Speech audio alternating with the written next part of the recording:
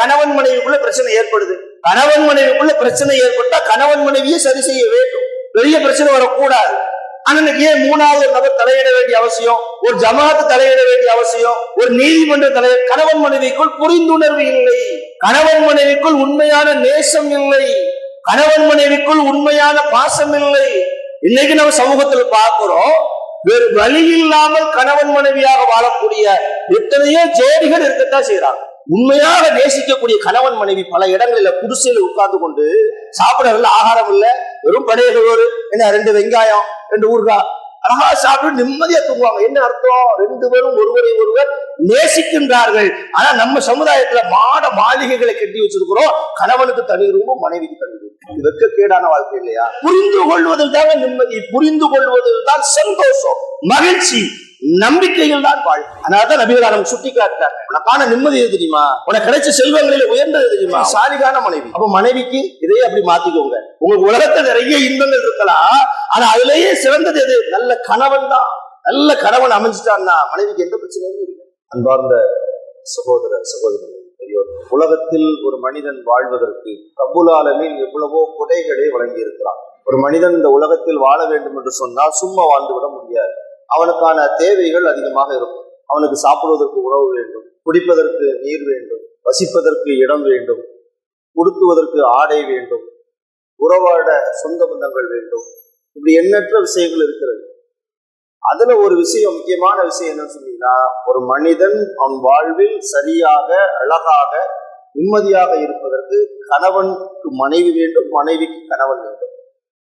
ஆணுக்கு பெண்ணு வேண்டும், பெண்ணுக்கு ஆண். அப்படித்தானே?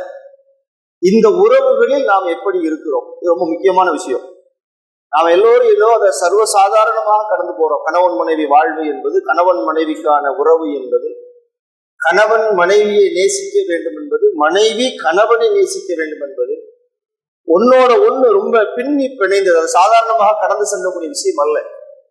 திருமறை குர்ஆன் அழகாக பல இடங்களிலே மனைவியை பற்றி பேசுகிறது. நபிகள் நாயகம் ஸல்லல்லாஹு அலைஹி வஸல்லம் அவர்கள் மனைவிமார்களிடம் எப்படி நடந்தார்கள் என்பதை நாம் பல நபி மொழிகளிலே பார்க்கிறோம். நபிகள் நாயகத்திடம் அவர்கள் மனைவிமார்கள் எப்படி நடந்தார்கள் என்பதையும் நபி மொழிகளில பார்க்கிறோம். பல உறவுகள் நமக்கு இருக்கலாம். என்னுடைய பிள்ளை எனக்கு ஒரு உறவு, என்னுடைய தாய் தந்தை எனக்கு ஒரு உறவு, என்னுடைய சகோதரன் எனக்கு ஒரு உறவு. ஆனா இந்த உறவுகள் எல்லாம் நான் தேர்ந்தெடுத்ததல்ல. என் தாயை நான் தேர்வு செய்ய முடியாது, என் பிள்ளையை நான் தேர்வு செய்ய முடியாது, என்னுடைய சகோதரனையும் நான் தேர்வு செய்ய முடியாது. இது இயற்கையாக அல்லாஹ் நாடி இரத்த பந்த உறவுகளாக வரக்கூடியது. ஆனால் ஒரு கணவன் மனைவியை தேர்வு செய்கிறான், ஒரு மனைவி கணவனை தேர்வு செய்கிறாள். அதுல ஏற்படக்கூடிய உறவு தான் கணவன் மனைவிங்கிற உறவு.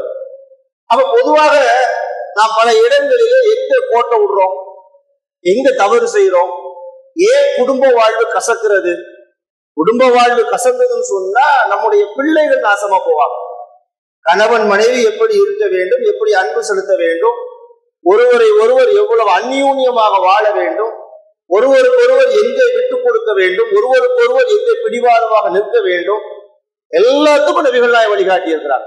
நபிகள் நாயகம் ஸல்லல்லாஹு அலைஹி வஸல்லம் அவர்களிடம் அழகிய முன்மாதிரி எல்லாவற்றிலும் இருக்கிறது. நாம எங்கேயோ போய் தேடுறோம் குடும்ப வாழ்வுக்கு, எவையெல்லாமோ நமக்கு ஆலோசனை சொல்றான். டிவியில உட்கார்ந்துக்கிட்டு அங்க உட்கார்ந்துக்கிட்டு குடும்ப வாழ்வு நலம் பெற எவன்டா வேணும்? அல்லாஹ்வுடைய தூதரை எடுத்து பார்ப்பதற்கு இந்த சமுதாயம் தயங்குகிறது. குடும்ப வாழ்வு நலம் பெற வேண்டும் என்றால், கணவன் மனைவியிடம் ஒரு இணக்கம் வேண்டும் என்றால், அந்த வாழ்வு நலம் பெற்று பிள்ளைகளுடைய வாழ்வு சரியாக வேண்டும் என்றால் இறை தூதரை பாருங்க, நபிகளாரை பாருங்க. நபிகளார் வாழ்ந்து காட்டிய, அறிவுறுத்தி சென்ற, குர்ஆன் நமக்கு விளங்கி இருக்கின்ற ஆலோசனைகள் அடிப்படையில ஒரு மனிதன் சரியாக தன் வாழ்நாளை அமைத்துக் கொண்டான் என்றால் அவனுடைய குடும்ப வாழ்வு சுகம் சாதாரணமாக இல்லை. திருமறை குர்ஆன்ல அல்லாஹ் எப்படி சொல்லி காட்டினா பாருங்க. மனைவி என்பவள் ஒரு கணவனுக்கு சாதாரணமானவங்க அல்ல. குர்ஆன் எப்படி பேசுகிறது? வமின் ஆயாத்திஹி, நம்முடைய அத்தாட்சிகளில் ஒன்று என்று அல்லாஹ் சொல்றான். எதை? அன் ஹலகலக்கும் மின் அன்ஃபுசிக்கும் அஸ்வாஜன் லித்தஸ்மூ இலைஹா, உங்களிலிருந்து ஒருவரை படைத்து அவர் மூலமாக உங்களுக்கு ஒரு அமைதியை ஏற்படுத்தல. ஆதம் அலைஹிஸ்ஸலாம் அவர்களிடமிருந்து ஹவ்வாவை படைத்தான். ஒரு ஆணுக்கான அமைதி, ஒரு ஆணுக்கான நிம்மதி எங்க இருக்கிறது? மனைவியிடம் தான் இருக்கிறது. குர்ஆன் சொல்லி, நான் சொல்லல. குர்ஆன் எப்படி சொல்லுகிறது? ஒரு பெண்ணை நான் படைச்சோம், மனைவியை உருவாக்கினோம், உங்களிலிருந்து தான் படைத்தோம். எப்படி படைத்தோம்? உங்களுக்கான நிம்மதியாக, உங்களுக்கான சாந்தமாக, உங்களுக்கான அமைதியாக, உங்களுக்கான அன்பாக. மனைவி எப்படி திருமறை குர்ஆன் பேசுது பாருங்க. சரி, மனைவியை மட்டுமா பேசுகிறது? இதே வசனத்தை நீங்கள் திரும்ப பார்த்தால் ஒரு மனைவிக்கு கணவனிடம் தான் அன்பு இருக்கிறது, ஒரு மனைவிக்கு கணவனிடம் தான் சாந்தம் இருக்கிறது. எல்லாத்தையும் சேர்த்து பாரு. நீங்க அமைதி இல்லை என்று மனிதன் அப்படியே நான் 4 நாள் மொபைல்லாம் ஆஃப் பண்ணி வச்சுட்டு அப்படியே ஊட்டி கொடைக்கானல் போய் இருந்துட்டு சொல்றான், உலகம் அவனுக்கு நிம்மதி இல்லையா? நிம்மதி உன் மனைவியிடம் இருக்குது என்று குர்ஆன் சொல்லுகிறது. மனைவியிடம் இருந்து அல்லாஹ் சொல்ற, அது என்னுடைய அத்தாட்சிகளில் ஒன்று என்று சொல்லுகின்றான். உங்களுக்கு இடையே நாம் அன்பையும் ரகுமத்தையும் ஏற்படுத்தின, ஆனாலும் ஒரு கணவனுக்கு மனைவியிடம் அமைதி இல்லை என்றால் என்ன காரணம்? மனைவியிடம் தான் கணவனுக்கு அமைதி இருக்கிறது. அவனுக்கான அமைதியாக, அவனுக்கான அனுகூலமாக, அவன் தன்னுடைய கஷ்ட நஷ்டங்களை இறக்கி வைக்கக்கூடிய விதமாக மனைவி இருக்கிறாள்ல. ஆனா ஏன் மனைவியை நாம் அப்படி பயன்படுத்துவதில்லை? எல்லா கஷ்டத்தையும் நண்பன்ட்டு சொல்லுவோம், எல்லா கஷ்டத்தையும் ஊராட்ட சொல்லுவோம், எல்லா கஷ்டத்துக்கும் வேற இடம் தேடுவோம். உண்டாட்டிட்டு சொன்னியா? சொல்ல மாட்டான். ஏன்? அவட்ட எதுக்கு சொல்றது? இருக்கா இல்லையா? ஆனா உனக்கான அமைதிங்கிறாங்க, ராகத்துங்கிறாங்க, நிம்மதிங்கிறாங்க. நீங்க ஒருவரை ஒருவர் நேசிக்க வேண்டும், ஒருவரை ஒருவர் அன்பு செலுத்த வேண்டும், அழகான காதலை வெளிப்படுத்துங்கள் கணவன் மனைவியாக. சமுதாயம் எங்கதான் பிரச்சனைக்கு வருது? கணவனும் மனைவியும் காதலியும் சொல்றது தப்பா? ஹதீஜா அம்மையார் நபிகளார் நேசித்தது போல் அந்த நேசத்தை எந்த கணவனும் எந்த மனைவியும் காட்ட முடியாத. கணவன் மனைவி வாழ்வுக்கு அழகான உதாரணம் அல்லவா? நாம எந்த சிக்கல் வருது? ஈகோ பார்க்கிறோம்.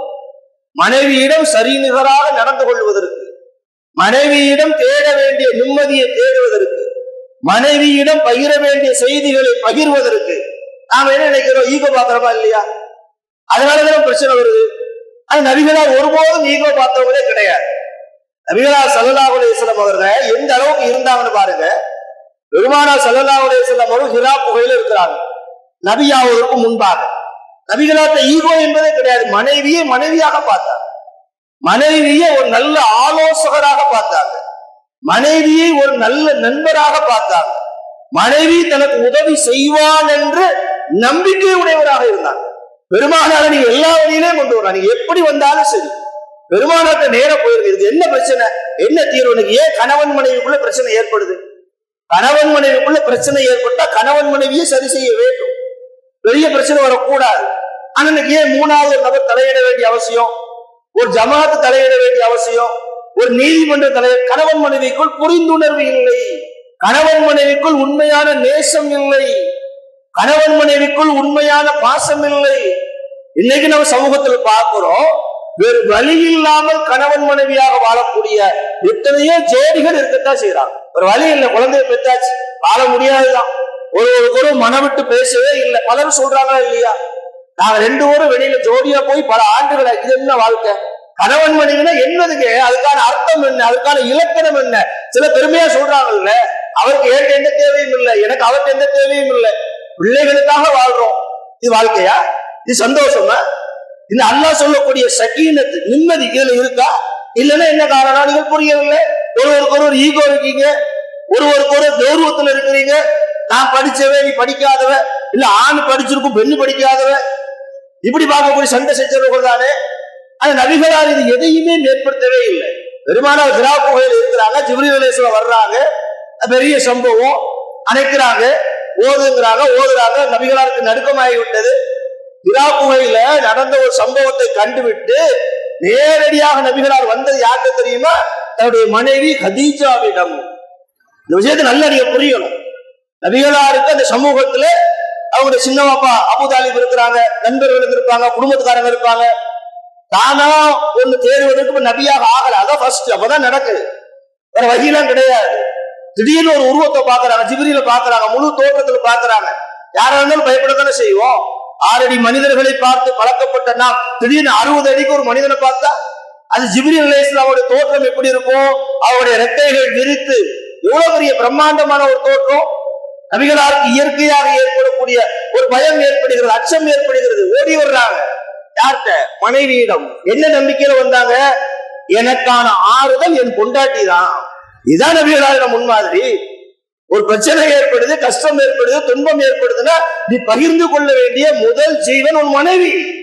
அதுக்கு பிறகு வேற யாருக்கு ஆலோசனை கேட்கல, தப்பு இல்லை. ஏன்னா ஹதீஜா அலைஹிஸ்ஸலாம் அவங்களுக்கு தெரியாது என்பதற்காக இன்னொரு நபர்கிட்ட கூட்டு போனாங்க. ஆனா சொல்ல வேண்டிய, பகிர வேண்டிய, நீங்களும் அவர்களும் உறவாட வேண்டிய விஷயத்தில் ஒரு கணவன் மனைவியை ஒதுக்கி வைக்கலாமா? கூடாது. சேர்ந்து வெள்ளனே கூடாது. நபிகளார முன்மாதிரியா பார்த்து நபிகளார் வந்தது ஹதீஜாக்கு வர்றாங்க, நேரடியா வந்து சொல்றாங்கல்ல, சம்மிலோனி சம்மிலோனி, என்னை போர்த்துங்கள் போர்த்துங்கள், எனக்கு பயமா இருக்கிறது, நான் அழிந்து விடுவோதோ என்று எனக்கு பயமா இருக்கு. நபிகளார் எவ்வளவு பெரிய அச்சம் பாருங்க, சாதாரண பயம் இல்லை. எனக்கு ஏதோ ஆயிருச்சு, என்ன அழிஞ்சு வரும், உங்களுக்கு ஏதோ நடந்துரும், இவ்வளவு பெரிய பயம், இவ்வளவு பெரிய தாக்கம், இவ்வளவு பெரிய விஷயம். நபிகளார் அந்த சமூகத்துல வேறு தெரிந்தவர்கள் எத்தனையோ பேர் இருக்கலாம், அவங்ககிட்ட போயிருக்கலாம். ஆனா நபிகளாருடைய நம்பிக்கை என்ன?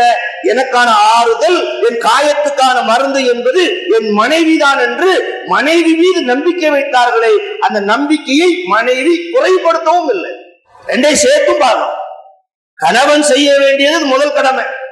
சரி, கணவன் அப்படி வந்தா மனைவி எப்படி நடந்து கொள்ள வேண்டும் அதையும் பார்க்கணும்ல. மனைவி எப்படி நடந்தாங்க? கணவன் பிரச்சனை, தொழில பாதிப்பு, நஷ்டம் ஏற்பட்டுச்சு, கடங்கார வளர்க்கிறா, மனைவிட்ட வந்து சொல்றாங்க. மனைவி எப்படி ஆறுதலாக இருக்க வேண்டும்? இந்த பெண்களும் தவறு செய்யறாங்கல்ல, பெண்களும் குற்றம் அளிக்கிறாங்கல்ல. அதனாலதான் புருஷக்கார பிரச்சனையை மனைவிட்ட கொண்டு வர மறுக்கிறான். நீங்க வட்டாரங்கள்ல, சமூகங்கள்ல, எல்லா நிலைகளிலும் இருக்கக்கூடிய பிரச்சனை என்ன? கணவனை மனைவி புரியவில்லை, மனைவியை கணவன் புரியவில்லை, கணவன் மீது மனைவிக்கு நம்பிக்கை இல்லை, மனைவி மீது கணவனுக்கு நம்பிக்கை இல்லை. இது என்ன வாழ்க்கை? இந்த வாழ்க்கை யாருக்கு வேணும்? கஷ்டம் வந்தால் கூட கணவனும் மனைவியுமாக சேர்ந்து பிள்ளைகளுக்காக, குடும்பத்திற்காக, தன் நலத்திற்காக ஒருவர் அந்த கௌரவத்தெல்லாம் விட்டு கொடுத்துட்டு, இது நம்முடைய வாழ்க்கை, நம்முடைய குடும்பம், நம்முடைய பிள்ளைகள், நம்முடைய கஷ்டம், உனக்கு ஒண்ணு வந்தாது எனக்கு, எனக்கு ஒண்ணு வந்தாது உனக்கு, ரெண்டு பேரும் சேர்ந்து எல்லாத்தையும் சமாளிப்போம். இந்த கட்டத்துக்கு நாம் இறங்கித்தான் ஆகணும். உங்களுக்கு அல்லாஹ் தான் முதலே சொல்லிட்டா, உங்களிலிருந்து தான் நம்ம அவர்களை படைத்தோம், உங்களுக்கான அமைதி அங்கதான் போகிறோம். இந்த நலவை எந்த குடும்பம், எந்த கணவன் மனைவி, எந்த ஜோடி சரியாக பின்பற்றுகின்றார்களோ அவர்கள் நிம்மதியாக இருப்பார்கள். அவருக்கு காசு பணம் எல்லாம் தேவையில்லை. இங்க எல்லாமே காசு பணத்தை வச்சுதான் அளவிடுது. பணம் இருந்தா சந்தோஷம் எப்படி இருக்க முடியும்? பணம் நிறைய இருக்கு, போற நேரம்லாம் கணவன் மனைவி சந்தோஷம் எப்படி வரும்? நிம்மதி எப்படி வரும்? பணத்தால மகிழ்ச்சி வந்துருமா? மற்ற விஷயங்களால மகிழ்ச்சி வந்து இல்ல. வீட்டுக்கு ஒரு மனிதன் போகும் பொழுது கணவன் வந்திருக்கிறான் என்று இன்முகத்தோடு வரவேற்கக்கூடிய மனைவி இருந்தால் அவருடைய வாழ்வு மகிழ்ச்சி. கணவன் வந்துட்டானே என்று பயப்படக்கூடிய மனைவி இருந்தா அந்த குடும்பம் நாசம். நாம சிந்திக்கலாம், இன்னும் காலங்கள் இருக்கு. நாம ஏன் ஆண்களுக்கும் சரி பெண்களுக்கும் சரி பொதுவாகத்தான் இஸ்லாம் பேசுகிறது, பொதுவான நடைமுறைகளைத்தான் பேசுகிறது. ஒண்ணு கூட ரெண்டு வரும் சரியாக இருக்க வேண்டும். கணவனை மனைவி நம்புங்க, அன்பு செலுத்துங்க, ஒருவர் மீது ஒருவர் நேசம் காட்டுவேங்கிற. ஏன் அன்பு செலுத்துவதில் பின்வாங்குகின்றீர்கள்? நபிகளார் அழகாக சொன்னாங்க, உன்னுடைய மனைவிக்கு ஒரு கவலம் உணவை நீ ஊட்டி விடுதலா சதக்காங்கிறாங்க. மனைவிக்கு சாப்பிடவா தெரியாது? எதுவும் குழந்தையா? எல்லாம் சாப்பிடதான் செய்வாங்க, எல்லாம் சாப்பிடுவாங்க. ஆனா நபிகளார் என்ன சொல்றாங்க? உன் மனைவி மீது உனக்கு இருக்கக்கூடிய அன்பு வெளிப்பட வேண்டும் சொல்றாங்க. உள்ளத்துல வச்சிருக்காது.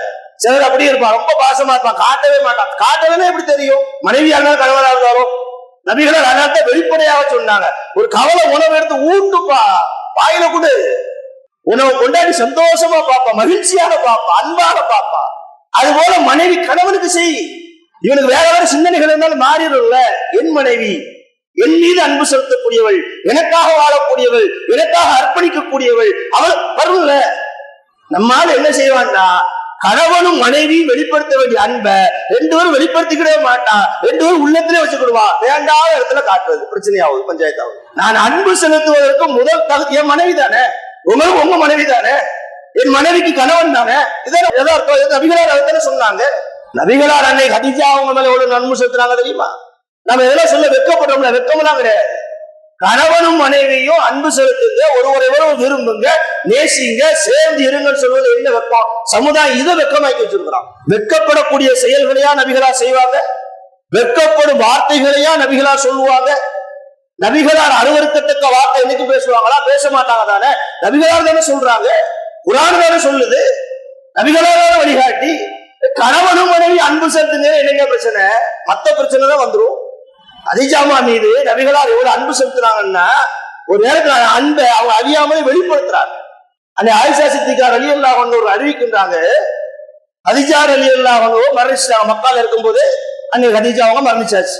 மதீனாவுக்கு போயாச்சு விஜயம் செஞ்சு. மதீனாவில் இருக்கும் பொழுது வீட்டோட நபிகள் நாயகம் ஸல்லல்லாஹு அலைஹி வஸல்லம் அன்னை ஆயிஷா சித்திகா அவங்களோட உட்கார்ந்து இருக்கிறாங்க. அப்ப வெளியில நின்று ஒரு குரல் கேட்கிறது. யாரு? அன்னை கதீஜா ரலியல்லாஹு அன்ஹாவுடைய சகோதரி ஹாலா. என்ன இல்ல ஒற்றுமைன்னா, கதீஜா ரலியல்லாஹு அன்ஹா அவருடைய குரலும் இந்த அவருடைய சகோதரி ஹாலா என்பவருடைய குரலும் ஒரே மாதிரி இருக்கும். சில நேரங்களை நாமே இப்படி பார்த்திருப்போம். குரலை கேட்போம், அவன் மாதிரிலாம் இருந்துச்சு, அவன் அப்படி கேட்போம்ல. சிலருக்கு இந்த பேசு குரல்லாம் ஒரே மாதிரி இருக்கும். இங்கேயும் அதே மாதிரிதான் இருக்கு. கதீஜா அம்மையார் குரலை போல அவங்க சகோதரி குரல் இருக்கு.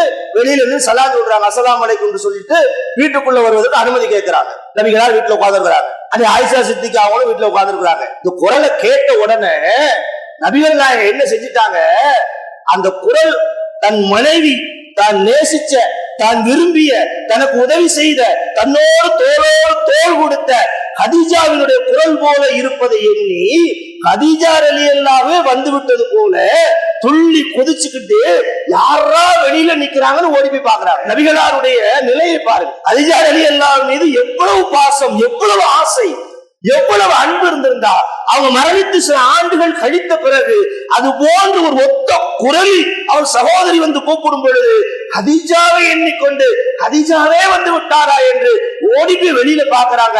ஹாலா நிக்கிறாங்க. அவங்கள பார்த்துட்டு ஏமாற்றப்பட்ட நபிகளார் ஒரு வார்த்தை சொல்லுகின்றாங்க, அல்லாஹும்ம ஹாலா, அடே ஹாலா வந்திருக்கியோ, நான் கதீஜான்னு நினைச்சேனே. பாசம் தானே, இதான பாசம், இதான அன்பு.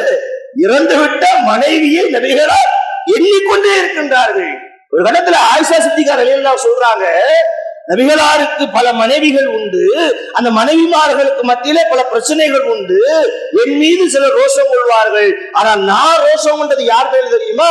இறந்து விட்ட அன்னை கதீஜா மீதுதான் அதிகமாக ரோஷம் கொண்டேன். ஏன்? நபிகள் நாயகம் ஸல்லல்லாஹு அலைஹி வஸல்லம் அவர்கள் அன்னை கதீஜாவை பேசிக்கொண்டே இருப்பார்கள்.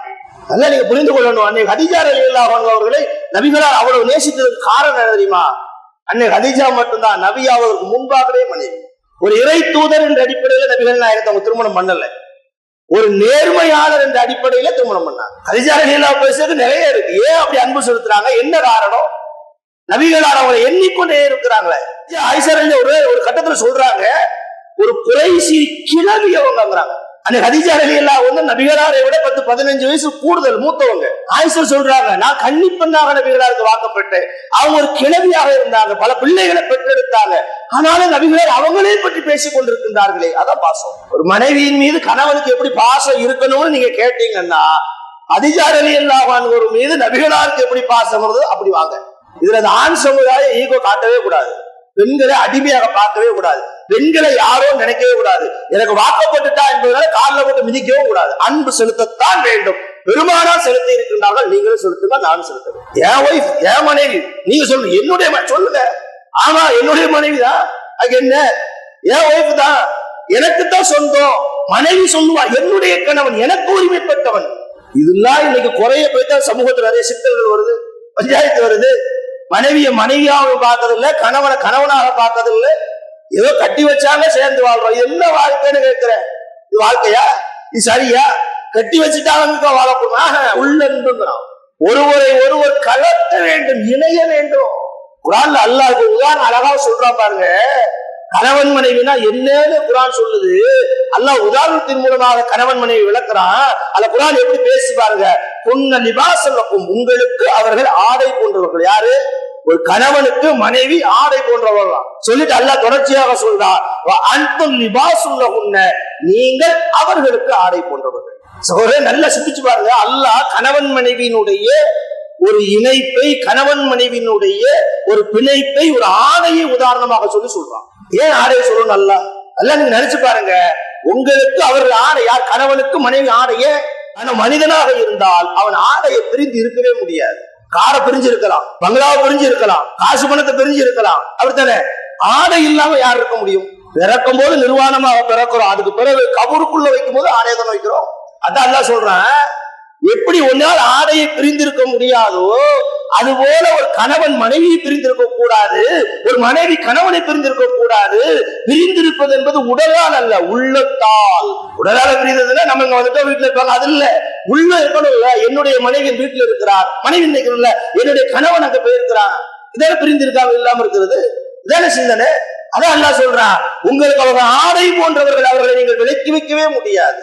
அவர்கள் உங்களுக்கு ஆடை போன்றவர்கள், உங்களை அவர்கள் விலக்கி வைக்கவே கூடாது. குர்ஆன் சொல்லக்கூடிய உதாரணம். அது மட்டுமல்ல, இந்த ஆடை என்பது எப்படி எல்லாம் மனுஷனுக்கு பயன்படுதுன்னா, நல்லா நினைச்சு பாருங்க. எல்லாரும் வீட்டுல இருப்போம், சாதாரண உடைகளில் இருப்போம், தொழுகைக்கு வந்திருக்கிறோம், ஒரு கண்ணியமான உடை அணிந்து வந்திருக்கிறோம்ல, இது யார் காரணம்? ஆடை தானே. ஏன் வீட்டுல இருக்கிறதா இங்க வரமாட்டேங்கிறோம்? ஒரு சபைக்கு செல்லும் பொழுது ஆடை என்பது மனிதனுக்கு ஒரு கண்ணியத்தை ஏற்படுத்தி கொடுக்கிறது. ஒரு கணவனுடைய நல்ல நிலைகள், கணவனுடைய நல்ல செயல்கள் ஒரு மனைவிக்கு நல்ல எண்ணத்தை ஏற்படுத்தி கொடுக்கிறது, கண்ணியத்தை ஏற்படுத்தி கொடுக்கிறது. எப்படி ஆடை மனிதனுக்கு முக்கியமாக கண்ணியமாக அழகாக இருக்கிறதோ, அதுபோல கணவனுடைய நல்ல செயல்கள் மனைவிக்கு கண்ணியம், மனைவியினுடைய நல்ல ஒழுக்கங்கள் கணவனுக்கு கண்ணியம். அல்லாஹ்வுடைய உதாரணங்களை உடைக்க முடியாது. நாம ஒரு உதாரணம் சொன்னா உடைச்சிடலாம். அல்லாஹ்வுடைய உதாரணம் என்பது அது 100 1000% சரியாகவும் பிரிக்க முடியாததாக இருக்கும். ஒரு கணவனால் தான் மனைவிக்கு கண்ணியம், ஒரு மனைவியால் தான் கணவனுக்கு கண்ணியம். கணவன் சரியாக இருந்தால் இன்னாருடைய மனைவி என்று பேசுவார், கணவன் குடிகாரனாக இருந்தால் குடிகாரனுடைய மனைவி என்று அந்த மனைவி கேவலப்படுவார். ஆடை எப்படி மனிதனுக்கு கண்ணியம் ஏற்படுத்துகிறதோ, அதுபோல கணவனுடைய செயல் மனைவிக்கும், மனைவியுடைய செயல் கணவனுக்கும் அழகாக செய்து காட்டப்படுகிறது. அது மட்டுமல்ல, ஆடை இருக்கிறது பல இயற்கை நிலைகளிலிருந்து மனிதனுக்கு பாதுகாப்பு அளிக்க இல்லையா? வெயில் கடுமையான சூழ்நிலை, அதுக்கு தக்கன ஆடை போடுவோம், வெயில் படக்கூடாது. கடுமையான பனி மழை, அதுக்கு தக்கன ஆடை போடுவோம். இது போலத்தான் ஒரு கணவனுக்கான பிரச்சனையை மனைவி முகடாக நின்று தடுக்கின்றாள் ஆடை போல. ஒரு மனைவிக்கான பிரச்சனையை கணவன் ஆடை போல என்று தடுக்கிறான். அப்படி இருக்கலாம். எவ்வளவு அற்புதமாக, அழகாக, தெளிவாக திருமறை குர்ஆன் ஒரு குடும்ப வாழ்வு குறித்து, மனைவி குறித்து, கணவன் குறித்து நம்ம என்ன நினைக்கிறோம் தெரியுமா? சாதாரணமாக, சாதாரண இல்லை. நபிகளாரை பாருங்க, நபிகளார் மனைவிமார்களை நேசித்தது, மனைவிமார்களிடம் நடந்து கொண்ட விதம், மனைவிமார்கள் நபிகளாரிடம் நடந்து கொண்ட விதம். ஹதீஜா ரலியல்லாஹு அன்ஹா நபிகளார் வந்தாச்சு, பிரச்சனையை கொண்டு வர்றாங்க. போத்துங்க, நான் அழிய போறேன், எனக்கு என்னமோ நடந்துருச்சு. ஒரு பதட்டத்தோடு சொல்றாங்க நபிகள் நாயகம் ஹதீஜா ரலியல்லாஹு. ஹதீஜா ரலியல்லாஹு அவர் மனைவி எப்படி இருக்குன்னு பாத்துக்கோங்க. கணவனுக்கு பிரச்சனை என்றால், கணவன் ஒரு வியாபாரத்தில் நஷ்டம் ஏற்பட்டு வந்தால், கணவனுக்கு ஒரு துன்பம் என்றால், மனைவி அந்த நேரத்தில் கூடுதலாக துன்பத்தை ஆக்கிடக்கூடாது. உனக்கு தேவைதான், சொன்னா கேட்டியா சொல்லாதீங்க. இந்த கணவன் எதற்காக மனைவியில வந்திருக்கிறான்? ஒரு ஆறுதலுக்காக. எனக்கு பிரச்சனை தான், நடந்துருச்சுதான், மனைவி ஆறுதல் படுத்தணும் இல்ல, கவலைப்படாதீங்க. ஹதீஜா அலைஹிஸ்ஸலாம் தான் சொன்னாங்க. நபிகளா தன்னைத்தானே பயத்துல பேசும் பொழுது அன்னை ஹதீஜா சொன்னாங்க, கல்லா, அவ்வாறு இல்ல, அப்படி பேசாதீங்க. வல்லாஹி, அல்லாஹ்வின் ஆணையாக, மா யுஸீகல்லாஹு அபதா, அல்லாஹ் உங்களை ஒருபோது இழிவுபடுத்த மாட்டான். நீங்க ஏன் அப்படி நினைக்கிறீங்க? பொறுமையாக இருங்க, சாந்தமாக இருங்க. அழகான வார்த்தை சொன்னார்கள் இல்லையா? இதான மனைவி. கணவனுக்கு நபிகளார் ஏன் ஹதீஜா ரலியல்லாஹு அவர்களை நேசித்தார்கள், அன்பு செலுத்தினார்கள், அவர்கள் மீது அளப்பெரிய ஒரு பாசம் காட்டினார்கள். அன்னை ஹதீஜா மாட்டா நிறைய செய்தி எடுக்கலாம். ஏன் அப்படி காட்டினாங்க? ஒரு உதாரணம் இது. இக்கட்டான நிலை நபிகளா இருக்குது. யார் அந்த செய்திக்கு தீர்வு சொல்ல முடியும்? அந்த சமூகத்தில் யார் இருந்திருப்பாங்க? திடீர்னு யாருமே பார்க்காத ஒண்ணு நபிகளார் பார்த்திருக்கிறாங்க, நடக்காத ஒண்ணு நபிகளாருக்கு நடந்திருக்கு. அன்னை ஹதீஜா அவர்களுக்கும் அதை பற்றி செய்தி தெரியாது. ஆனால் நம்பி வர்றாங்க நபிகளார். வந்தவங்களை ஆசுவாசப்படுத்துறாங்க, அமைதிப்படுத்துறாங்க. இருங்க, அல்லாஹ் நம்புங்க, உங்களுக்கு எந்த முறையும் அல்லாஹ் வைக்க மாட்டான். நீங்க ஏழைகளை சேர்ந்து வாழ்றீங்க, வறியவங்களுக்கு உழைக்கிறீங்க, பொறுமையாக இருக்கிறீங்க. அவங்க செய்த நல்ல செயல்களை எல்லாம் எடுத்து சொல்லி நபிகளாரை உள்ளத்தால் தேற்றினார்களே, அது மனைவி. உளவியல் ரீதியாக அதான் முதல் ட்ரீட்மெண்ட். என்ன பிரச்சனைனாலும் முதல்ல மனசளவுக்கு ட்ரீட்மெண்ட் கொடுக்கணும், மனசை சாந்தப்படுத்தணும், மனசை தைரியப்படுத்தணும். அது ஆணுக்கு பெண்ணும் சரி, பெண்ணுக்கு ஆணும் சரி, 2 பேரும் செய்யணும். மனைவிட்டு இருந்து திடீர்னு போன கணவன் எங்கேயா நிற்பான், ஒரு பிரச்சனைங்க, கணவன் இங்க இருந்து போன்லே அலட்டுவாரு, உன்னை யார் செய்ய சொன்னோம், யார் கைய வச்ச, அப்படியே சொல்லாது. சாந்தப்படுத்த நடந்துருச்சா, சரி பொறு, நான் வாரேன், அமைதியா இரு. ஏன்னா பெண்கள் இயற்கையாகவே பதட்டத்தில் இருக்கக்கூடியவங்க. கணவன் எதுக்கு வர ஆதரவுக்கு தானே. இப்ப தப்பே நடந்து போச்சு, பிரச்சனையே வந்துருச்சு, கணவனுக்கு போன் போடுறது அரவணைப்புக்கும் ஆதரவுக்கும் ஒரு நிலை கிடைக்கும். கூட கொஞ்சம் ஏத்துவாரு, போன்லே சண்டை வருவதற்குள்ள வேற ஏதாவது நடந்துடும். செய்யாதீங்க, செய்யக்கூடாது. என்ன தப்புவால் நடக்கட்டும், முதல்ல சாந்தப்படுத்துங்க. சரி இரு, ஒரு அமைதியாரு, எல்லாமே நம்பிக்கை வை, நேர்ல வார பார்த்துக்கிடுவோம், பேசுவோம், நடந்துருச்சுல அது என்னன்னு பார்ப்போம். பிரச்சனைக்கு தீர்வு தான், அது வேற விஷயம். சொல்ல வேண்டிய வார்த்தைகள் எப்படி இருக்க வேண்டும், ஆறுதல் எப்படி இருக்க வேண்டும். கணவன் எதிர்பார்ப்பது மனைவியிடமும், மனைவி எதிர்பார்ப்பது கணவனிடமும். இந்த நிலை வந்துவிட்டால் உங்கள் குடும்ப வாழ்வில் பிரச்சனை இருக்காது. இவ்வளவு பேசியிருக்கல, ஒண்ணு சொல்லட்டா, இவ்வளவு விஷயம் எப்ப வரும் தெரியுமா? கணவனும் மனைவியும் ஒருத்தரை ஒருத்தர் நம்பினாதான், இல்லைன்னா எல்லாம் வேஸ்ட். இது எப்ப வரும்னா நபிகளார் ஹதிஜாமாட்ட போறது, ஹதிஜாமா நபிகளாருக்கு ஆறுதல் சொன்னது, நபிகள் ஹதிஜாமாவே நினைத்து கொண்டிருந்ததுலாம் எப்ப வரும்னா ரெண்டு பேரும் அந்நியுனியமாக மனதளவில் நேசித்தார்கள். அதனால வந்துச்சு. ஊருக்கும் பேருக்கும் கணவன் மனைவியாக இருக்கல, அதனால வெளிப்பட்டுச்சு. நம்மகிட்டே வரும். வரலன்னா வர வைக்கணும். ஏன்? இது கட்டளை, குர்ஆனுடைய வசனங்கள், நபிகளாருடைய வழிகாட்டுதல்கள். மனைவினா உனக்கு வேலைக்காரி இல்ல, கணவன் உனக்கு உழைச்சு போடுறவர் இல்ல. நீங்கள் ரெண்டும் அதை தாண்டி ஒரு உறவு உங்கள் பிள்ளைகளுக்கு நீங்க வழிகாட்ட வேண்டிய நிலை இருக்கிறது. நபிகள் நாயகம் ஸல்லல்லாஹு அலைஹி வஸல்லம் இன்னொரு இடத்துல சொல்றாங்க, மனைவியை குறித்து பாருங்க எவ்வளவு அழகாக சொல்றாங்க பாருங்க. அத்துன்யா மத்தாவு, உலகத்துல எவ்வளவோ செல்வங்கள் இருக்கலாம், நிறைய இருக்கு, மனிதனுக்கு தேவையான இன்பங்கள் நிறைய இருக்கு. அவங்க என்ன சொல்றாங்கன்னா ஹைரு மத்தாயி துன்யா, அந்த உலகத்தில் இருக்கக்கூடிய இன்பங்களிலேயே சிறந்தது எது தெரியுமா? அல் மர்வத்து சாலிகா, சாலிகான நல்ல மனைவிங்கிறாங்க. ஒரு மனிதனுக்கு சாலிகான மனைவி கிடைச்சா வச்சுக்கோங்களேன், உலகத்துல அவனுக்கு கிடைச்ச எல்லா விஷயங்களை விட அதுதான் பெருசு. அது போதும். நல்லா நீங்க சிந்திச்சு பாருங்க. உண்மையாக நேசிக்கக்கூடிய கணவன் மனைவி பல இடங்களில குடிசையில உட்கார்ந்து கொண்டு சாப்பிடறதுல ஆகாரம் இல்ல, வெறும் படையகோரு என்ன, 2 வெங்காயம் 2 ஊறுகாய் அழகா சாப்பிட்டு நிம்மதியா தூங்குவாங்க. என்ன அர்த்தம்? 2 பேரும் ஒருவரை ஒருவர் நேசிக்கின்றார்கள். ஆனா நம்ம சமுதாயத்துல மாளிகைகளை கட்டி வச்சிருக்கிறோம். கணவனுக்கு தனி ரூமும் மனைவிக்கு தனி ரூம். இது வெட்கக்கேடான வாழ்க்கை இல்லையா? எல்லாத்தையும் அது இருக்கா இல்லையா?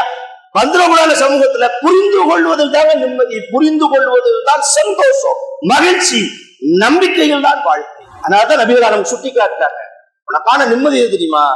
உனக்கு கிடைச்ச செல்வங்களில் உயர்ந்தது தெரியுமா? உன் மனைவி சாலிகான மனைவி. அப்ப மனைவிக்கு இதையே அப்படி மாத்திக்கோங்க. உங்களுக்கு உலகத்துல நிறைய இன்பங்கள் இருக்கலாம், ஆனா அதுலயே சிறந்தது எது? நல்ல கணவன் தான். நல்ல கணவன் அமைஞ்சிட்டான்னா மனைவிக்கு எந்த பிரச்சனையும் இல்லை. அந்த மனைவி பெருசா கணவன் எதிர்பார்க்கவும் மாட்டான். அன்பா, ஆதரவா, நளினமா, அந்த மனைவி எதை எதிர்பார்க்கின்றாலோ அந்த எதிர்பார்ப்பை பூர்த்தி செய்யக்கூடியவனா. நம்ம எல்லாம் நினைச்சிட்டு இருக்கோம்னா மனைவி கணவன்கிட்ட பணத்தை தான் எதிர்பார்ப்பான். கிடையவே கிடையாது. அதெல்லாம் எத்தனையோ நிலைகளுக்கு பிறகு மனைவி கணவனிடம் அன்பை எதிர்பார்ப்பாள், அரவணைப்பை எதிர்பார்ப்பாள். என்னுடைய மனைவி என்று என் கணவன் உரிமை கொண்டாட வேண்டும் என்ற நிலையை எதிர்பார்ப்பாள். அதை நீங்க கொடுத்து விட்டால் உங்களுக்கு எதையுமே எதிர்பார்க்க மாட்டான். கொண்டாட்டியே விட்டு கொடுக்காம பேசணும். இது மனைவியினுடைய எதிர்பார்ப்பு, கணவனுடைய எதிர்பார்ப்பு தானே. ஒண்ணு சொல்லும் போது ஒண்ணு இல்லைன்னா ரெண்டும் சரிசமம் தானே. மார்க்கத்தை பொறுத்த வரைக்கும் 2 சரி தானே. ஒரு மனுஷனுக்கு கண்ணை கட்டி காட்ட விட்டா அவனுக்கு ஒண்ணுமே தெரியாது, கஷ்டப்படுவான். ஆனா முஸ்லிம் சமுதாயத்திற்கு, இஸ்லாமியர்களுக்கு எல்லா நிலைகளையும் எல்லா சந்தர்ப்பங்களையும் கணவன் மனைவி, பிள்ளைகள், பெற்றோர்கள், சமுதாயம் எல்லாருக்கும் வழிகாட்டப்பட்ட பிறவும் இவன் முட்டாளாக வாழ்க்கையை தொலைக்கிறான் என்றால் அது அவனுடைய அறிவீனம் தானே.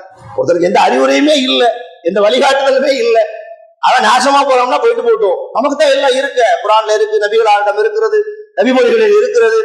வாழ்வை பலப்படுத்த, வாழ்வை சந்தோஷப்படுத்த, வாழ்வை மகிழ்ச்சியாக்க எல்லாம் இருக்கிறத திருமறையில அல்லாஹ் சொல்லி காட்டுறான். எப்படி நம்ம துவா செய்ய வேண்டும், நல்லவங்க இறைவனை எப்படி கேட்க வேண்டும் நல்லா சொல்றான். அல்லதீன யகூலூன, அவர்கள் எல்லாரும் எப்படி கேட்பாங்கன்னா, ரப்பனா ஹப்லனா மின் அஸ்வாஜினா வ துர்ரியாத்தினா, எங்கள் இறைவா எங்களுடைய மனைவிகள், எங்களுடைய பிள்ளைகள் எப்படி கேட்க சொல்றாங்க, எங்களுக்கு கண் குளிர்ச்சியை ஏற்படுத்த அல்லாஹ் துவா செய்யுங்கிறாங்க.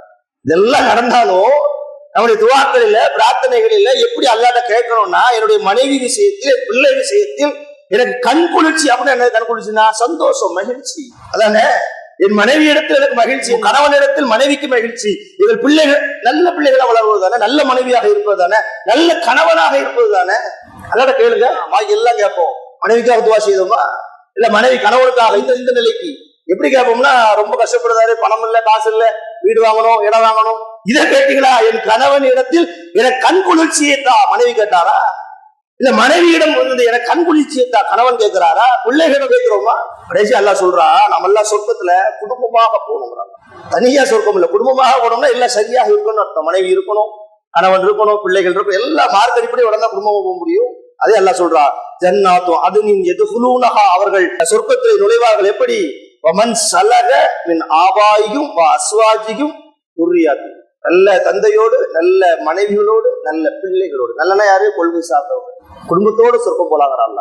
நல்ல வாழ்க்கை வாழ்ந்து நல்ல நிம்மதியாக கொள்கை அடிப்படையில சரியாக வாழ்ந்தோம்னா எப்படி போலாம்? குடும்பத்தோட சொர்க்கம். நம்ம பெற்றோர்களை கூட்டிக்கிட்டு, மனைவியை கூட்டிக்கிட்டு, பிள்ளைகளை கூட்டிக்கிட்டு, இதுக்காக துவாசி, இதுக்காக முயற்சி, இதுக்காக வாழ்க்கை அமைங்க, இதுக்காக அதிக என்ன செய்யுங்க, கணவன் மனைவி வாழ்வை சரியாக்கி கொள்ளுங்க, ஒருவரை ஒருவர் புரிந்து வாழுங்க, ஒருவரை ஒருவர் தெரிந்து வாழுங்க, நம்பிக்கையோடு வாழுங்க, நம்பகத்தன்மையை ஒருவருக்கு ஒருவர் வெளிப்படுத்துங்க, அன்பு செலுத்துங்க. அதற்கான அழகான முன்மாதிரியாக நபிகளாருடைய வாழ்க்கை இருக்கிறது. உங்களுக்கு சந்தேகம் ஏற்படும் போதெல்லாம், பிரச்சனை ஏற்படும் போதெல்லாம் நபிகளாரை பாருங்கள், ஆணும் பெண்ணும் பாருங்கள், ரெண்டு பேருக்கும் அவர்களை தீர்வு சொல்லக்கூடியவர்கள். திருமறை குர்ஆனுடைய வசனங்கள் நமக்கு வழிகாட்டுகிறது.